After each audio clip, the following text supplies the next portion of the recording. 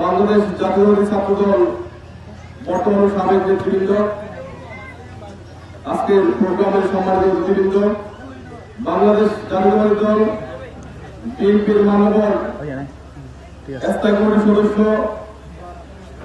কক্সবাজারের মাটি মানুষের হৃদয়ের মণি, আমার আপনার উন্নয়নের প্রতীক জনাব আল্লাহ সালাউদ্দিন আহমেদের শুভ জন্মদিন উপলক্ষে আজকের এই খতমে কোরআন দুপুর দোয়া মাহফিলে আপনারা যারা উপস্থিত হয়েছেন, আপনাদেরকে আমরা আপনাদের প্রতি কৃতজ্ঞতা জানাচ্ছি।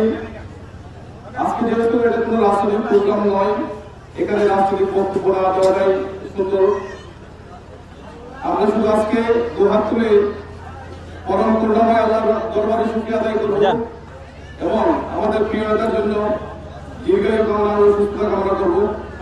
উনি যেন অতীতের মতো এই বাংলাদেশকে উন্নয়নে সাজিয়ে তুলতে পারেন, এই বাংলাদেশের সমাজ থেকে অপসংস্কৃতি দূর করতে পারেন,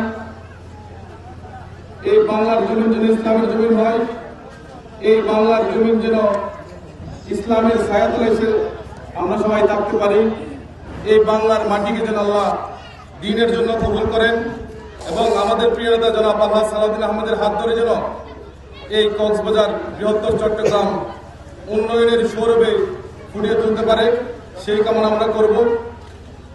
আল্লাহ যেন আমাদের শত্রুদেরকে আমাদের বন্ধুদের রূপান্তরিত করতে পারেন, আমাদের যে ক্ষয়ক্ষতি অতীত হয়েছে আল্লাহ এসব খারাপি থেকে যেন আমাদেরকে বাঁচিয়ে রাখেন, সেই প্রত্যাশা করব।